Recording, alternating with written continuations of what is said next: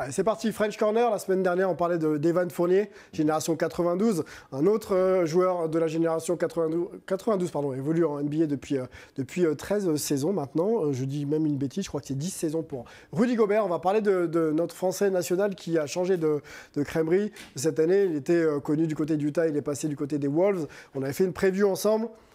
Hype ou pas à son arrivée, on était plutôt positif avec l'idée qu'il pouvait former un duo avec Karl Anthony Towns très très impactant. Un mois et demi de NBA se sont passés. On a un peu l'impression que ça c'est pas encore très, très bien installé pour Rudy Gobert. On va se poser cette question de savoir comment il est utilisé. Est-ce qu'il progresse? Est-ce qu'il fonctionne dans la hiérarchie un petit peu des pivots de NBA comme il pouvait le faire à Utah?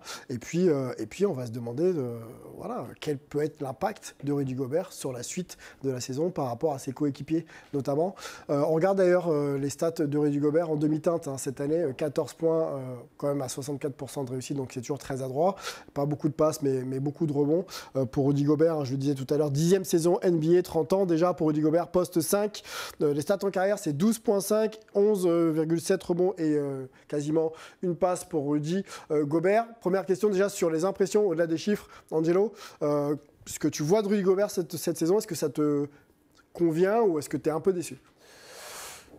On est toujours dans cette attente de réussite et on souhaite surtout la réussite pour tous nos Français qui sont en NBA. Donc le bilan un peu mitigé des Wolves, les commentaires à droite à gauche, on sait que Rudy est toujours un peu en délicatesse avec la presse et puis même avec désormais les fans des Wolves et ses coéquipiers. Donc il y a pas mal d'éléments qui sont insatisfaisants, mais après j'ai envie de relativiser. Si on parle d'un mec qui a 15 points, plus de 8 rebonds en demi-teinte, c'est quand même qu'il a atteint un certain niveau de performance où on oublie un petit peu quand même la qualité du joueur. Donc oui, on a des attentes élevées, oui, il peut faire mieux, oui, ça pourrait être plus réussi du côté des Wolves, mais ça reste tout de même très, très honnête. Donc, intégration réussie ou pas?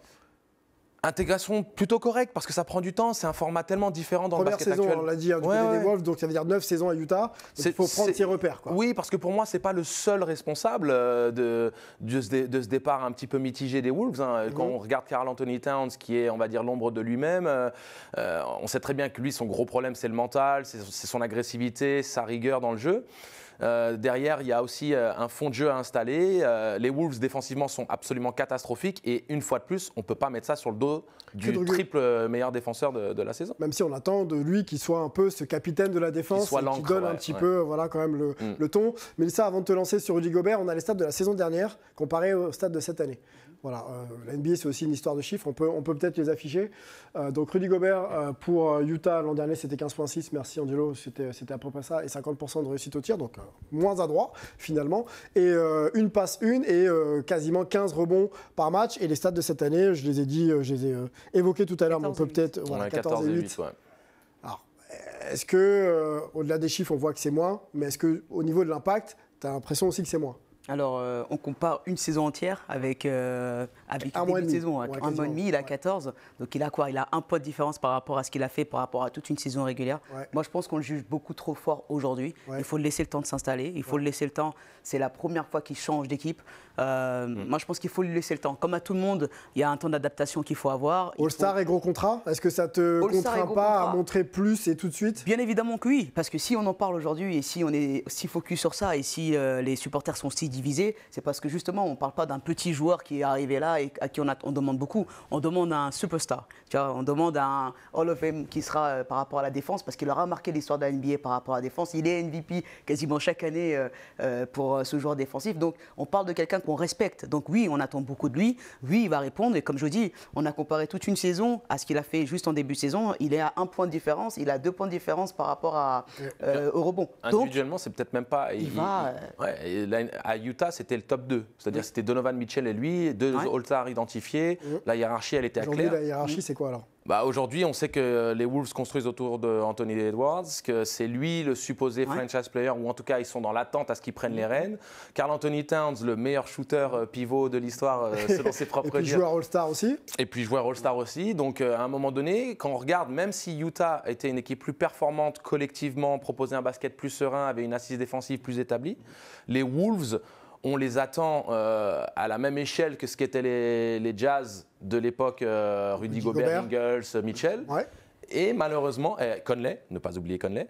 Et malheureusement, là, à l'heure actuelle, la sauce ne prend pas comme il faut. Et il y a pas mal de gens qu'on pourrait pointer du doigt. Et au niveau du talent pur, on peut presque dire que ces Wolves-là sont supposés être mieux armés Bien sûr. que les Jazz d'avant. Il n'y avait que 2 joueurs et là, il y en a quand même plusieurs. Moi, je pense qu'il faut vraiment être patient. Et comme je dis, c'est un nouveau système, c'est un nouveau coach, c'est un nouvel environnement. Il va devoir s'adapter. Mais après, attention, on ne va pas attendre de Rudy Gobert qu'il nous mette 30 points. Le basket aujourd'hui est en train d'évoluer. On attend bien évidemment que les intérieurs puissent dominer à la NBA qui met 30 points par match, mais ce ne sera pas le cas de Rudy. Rudy, c'est un joueur qui a été dans ses standards. Il a 14 points, il en mettait 15 pendant toute une année. Donc, peut-être qu'il va être, voilà, il n'en mettra jamais 30. Bon. Et s'il le fait, tant mieux. Mais sur un match, il peut, mais pas sur une saison. On va l'attendre sur une saison. On n'a pas nos Skype aujourd'hui, on ne les a pas présentés, mais on les a laissés un petit peu se reposer, hein, Melvin et Antoine. Par contre, Melvin a souhaité réagir par rapport au cas Rudy Gobert. Quand tu vas chercher un joueur comme Rudy Gobert, tu chamboules ton identité de jeu. Et donc, il faut construire quelque chose de nouveau, il faut construire de nouvelles habitudes de jeu, et ça prend du temps, et c'est complètement normal. Après, si on regarde statistiquement ce que fait Rudy depuis son arrivée à Minnesota, c'est quand même plutôt pas mal, notamment sur le plan défensif, où les Wolves sont la 6e meilleure évaluation défensive de la Ligue, ce qui est mieux que la saison dernière. On a un Rudy, comme à son habitude, qui efface les erreurs de ses coéquipiers, notamment de Karl Anthony Towns, Anthony Edwards et D'Angelo Russell.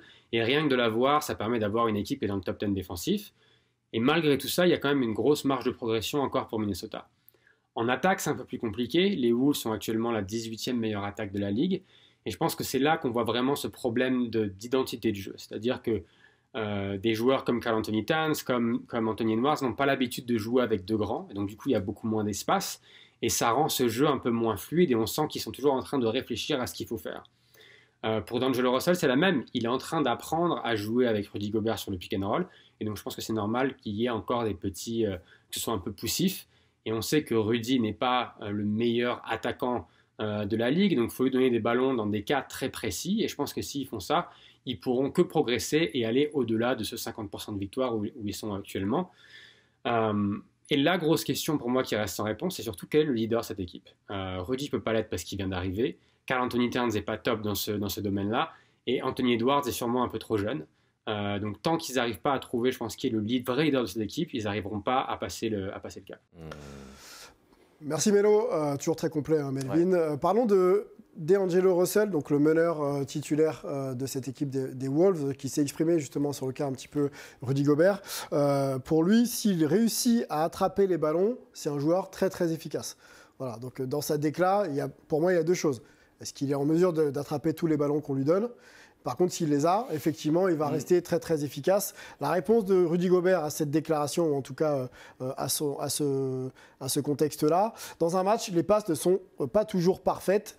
Je dois pouvoir, donc lui, D'Angelo Russell, donner encore plus de confiance et m'assurer que je les attrape toutes. Voilà, donc entre les deux, on sent qu'il n'y a pas toujours encore une alchimie par rapport au positionnement. J'aime la réponse de Rudy. Voilà, la réponse est très diplomatique. Parce que c'est un vrai tacle qu'il vient de prendre. Mais il reste cool. Mais quelque part, c'est une manière pour lui de dire « Ok, je peux mieux faire, donc je prends pour moi ce que j'ai à prendre pour moi. » Beaucoup d'humilité, là. Gros coup, tu vois, de « Hey, je suis ton coéquipier, j'ai compris le message, pas de souci. » Il fait un énorme pas en avant vers son coéquipier en disant « Laisse-moi travailler, je vais te donner encore plus confiance en moi » pour lui dire aussi « Continue de me faire confiance et qu'on essaye tous les deux de trouver la solution. » Et ça, c'est vraiment intéressant de voir l'approche qu'a Rudy par rapport à ça. Parce que ce n'est pas un homme qui a peur de faire des déclats ou de dire ce qu'il pense. Dit contre chaque, donc ça veut dire qu'il est vraiment dans un bon état d'esprit qui peut permettre à Minnesota de passer un palier dans justement cet apprentissage.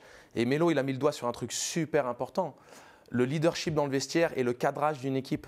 C'est-à-dire qu'un Mike Conley dans une équipe, ça te tient un collectif. Ce qui manque du coup à cette franchise, à cette équipe qui est en train de se construire. On connaît bien D'Angelo Russell, qui était celui quand même qui était à l'époque le mouchard avec Nick Young dans le vestiaire des Lakers. Ça laisse une trace.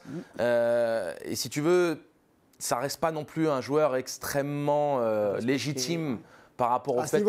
Par rapport au fait qu'il soit très irrégulier. Conley, ça marche. C'est une régularité absolue. C'est le mec d'une stabilité reconnue dans la ligue.